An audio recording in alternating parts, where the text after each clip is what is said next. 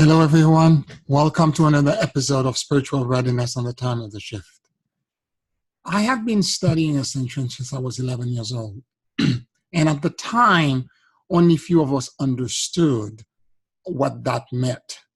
Although the term now is very popular, particularly people who are in the space of spiritual development, hoping to teach ascension mechanics and self-development.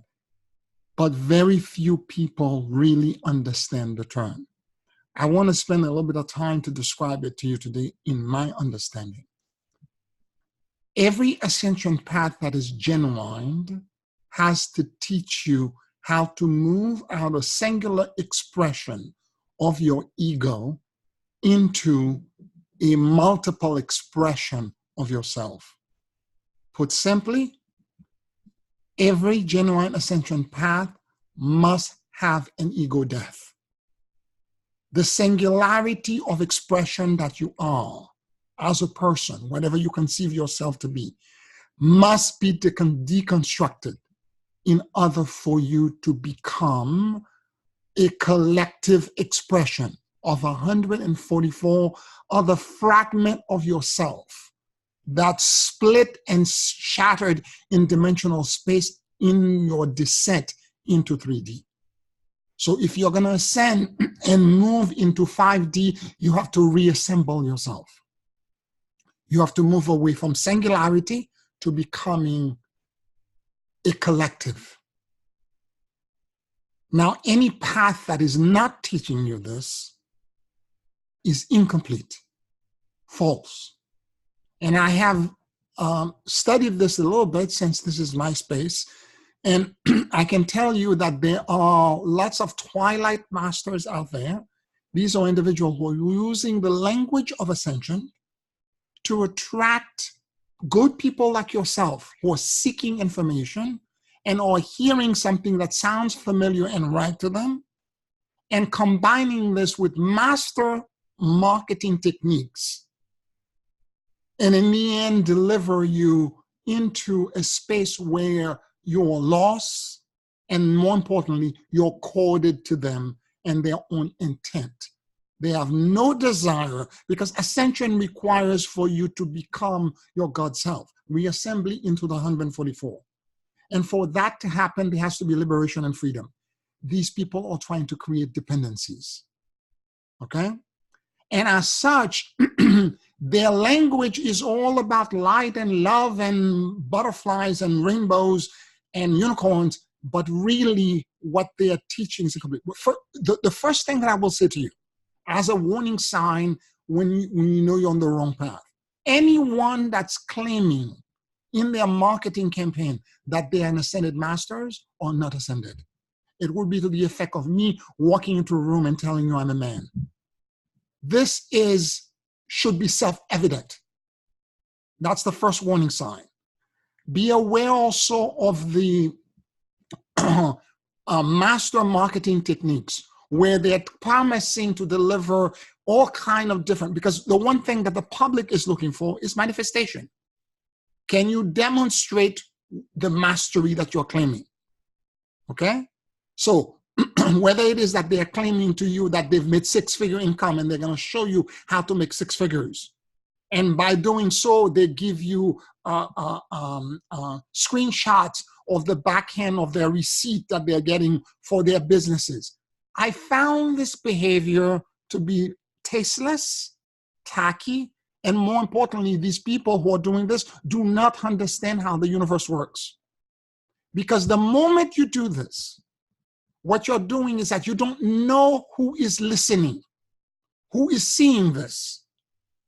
And I'm not talking about other individuals that are jealous of your accomplishment, which is understood, but I'm talking about negative spiritual principalities who are watching what your behavior and are going to test you. If you're doing this, you don't want to become Job. Refer back to the Bible and the story of Job, how he was tested and taken down. You don't want to become Job by bragging about everything that you have. my great-grandmother used to always say to me exactly this: when you are have an accomplishment, keep it silent, hold it close to your chest, because there is great power in this. Rather than go out there and keep telling people how great you are and blasting to everyone. And these I've seen this more than once, where the back end receipts or the actual screenshots are blasted on mass media. This is people who are not understanding that they're setting themselves up for principalities to begin to attack them and remove from them what they cherish the most. Apparently, that identity is important to them. And they will destroy it as a means to subjugate them to their own manipulation. Now, in order for you to ascend, as I said before, you have to move from the singular expression that you are into a merger with 144 aspect of yourself. I had heard also of people who were saying you can ascend by just merging with your twin flame or with your soulmate. Untrue. No monadic merger can happen unless the 144 are merged as one. A collective merger creating a different identity.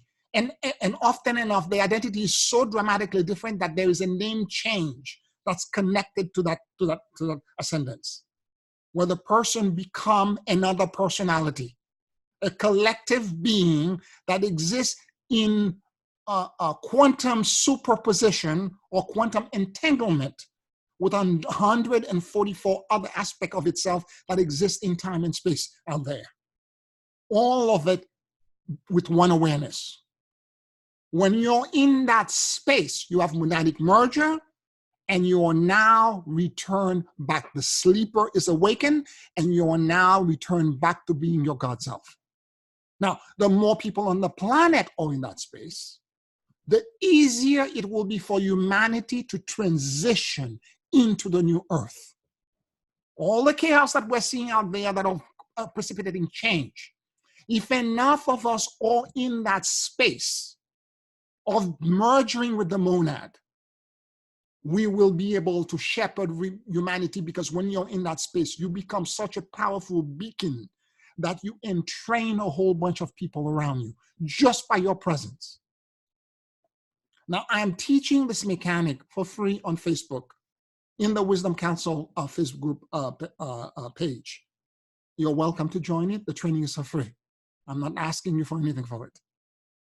This is so much that God had asked me to do this. And I believe in this so much because the more of us are in that monadic space, God wins. Humanity wins. And we all win. And the new earth will become an actuality. Now, I hope this piqued your interest. Thank you for listening. Like the video, share it if it aligns with you, and I'll speak to you next week. Thank you.